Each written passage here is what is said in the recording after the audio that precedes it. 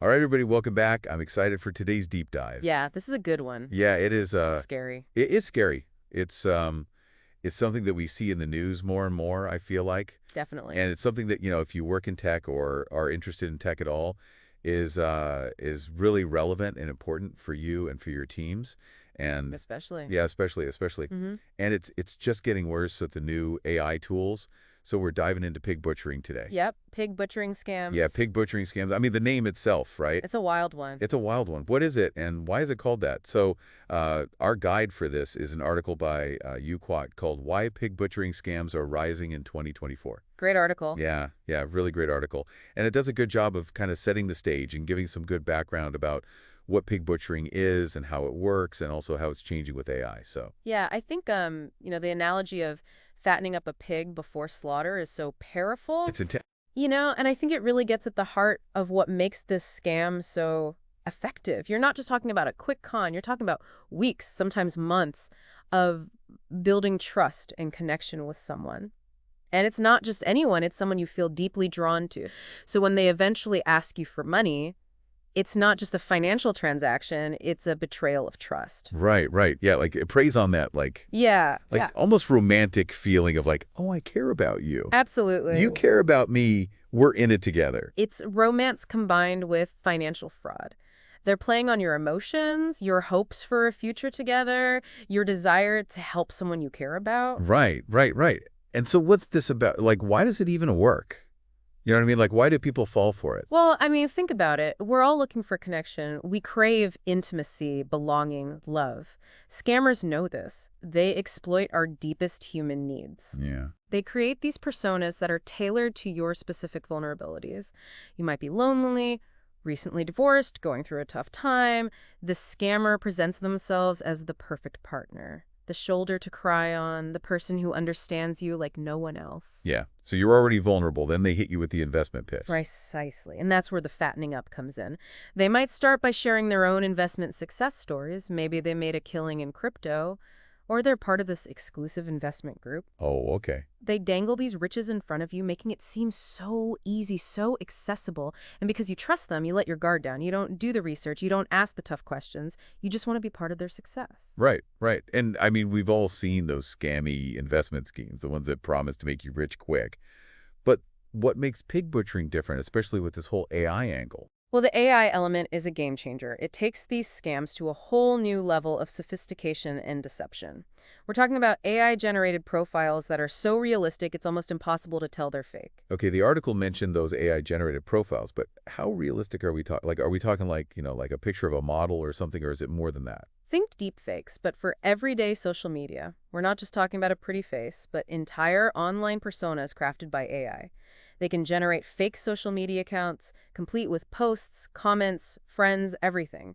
They can create backstories, interests, even entire online histories. Okay, yeah, so it's more than just a photo. It's like an entire fake life. Exactly. Imagine receiving a video message from someone you've been chatting with for weeks. They look and sound completely real, sharing details about their life that perfectly align with your interests. They might even mention something specific that you talked about in a previous conversation, making you feel like they're really paying attention to you.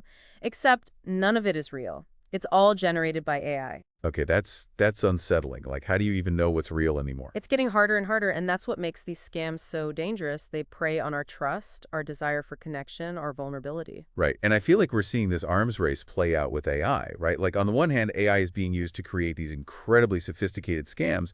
But on the other hand, isn't AI also being used to detect these scams? Absolutely. It's a constant back and forth. Security researchers are developing AI tools to analyze patterns, detect anomalies, and flag suspicious activity. Okay. They're using machine learning to identify fake profiles, analyze language patterns, and track the flow of funds. But the problem is, as soon as they develop a new detection method, the scammers adapt. Right. So it's like this constant game of cat and mouse. Exactly. And the scammers have a few advantages. First, they're often one step ahead. They're constantly experimenting with the new techniques, pushing the boundaries of what's possible with AI. Second, they're not limited by ethical considerations. Right. They can use AI in ways that legitimate researchers wouldn't even dream of. And third, there's this whole underground market for AI tools and services. So even if you don't have the technical expertise to create these scams yourself, you can just buy the tools you need. So it's like anyone with enough money can become a scammer. Pretty much. And that's what makes it so scary. It's not just a few isolated incidents. AI is enabling these scams to scale up massively. So, we talked about those hyper-realistic profiles. But the article also mentioned that AI can be used for other things, like crafting really convincing phishing emails. Can you talk a bit more about that? Yeah, so phishing emails have been around forever, but AI is making them much more effective. Instead of those generic spam emails we used to get, AI can now create emails that are tailored to your specific interests and online activity. Okay, so give me an example. Let's say you recently bought a new phone online. An AI could generate an email that looks exactly like it's coming from that retailer, even using their logo and branding. The email might say there's a problem with your order, maybe there's an issue with shipping or payment. They might even mention the specific model of phone you ordered, just to make it seem more legit. And then they'll include a link for you to update your information or resolve the issue. And of course, that link takes you to a fake website designed to steal your credit card details. Exactly. And because the email looks so real and because it plays on your recent purchase, you're much more likely to fall for it. Yeah, that's terrifyingly clever. Like, it preys on our familiarity and trust in those brands. Exactly. And the scary part is, this is just the tip of the iceberg. As AI get more sophisticated, these phishing emails will get even harder to detect. So, we've talked about the problem, and it's pretty bleak. But what can we actually do about this? What can we do to protect ourselves? Well, the first step is awareness. The more you understand how these scams work, the better equipped you'll be to spot the red flags. Right, so education is key. Exactly. And that education needs to be ongoing. AI is constantly evolving, so we need to stay ahead of the curve. Read articles, listen to podcasts like this one, follow cybersecurity experts on social media, make it a habit to stay informed. Right, so beyond staying informed, are there any practical tips or things we should be looking out for? Absolutely. So first and foremost, trust your gut. If something feels off, it probably is. Don't be afraid to ask questions, do your research, or even just walk away from a situation that feels suspicious. Yeah, if it feels too good to be true, it probably is. Exactly. Now, specifically for pig butchering scams, there are a few red flags to watch out for. First, be wary of unsolicited investment offers, especially if they involve crypto.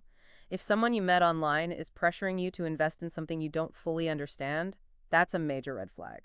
Right, and I feel like that's especially true in crypto, right? Like, it's so volatile and unregulated, it's like the perfect breeding ground for scams. Exactly. Now, another red flag is overly polished profiles. Remember, scammers are using AI to create these hyper-realistic personas.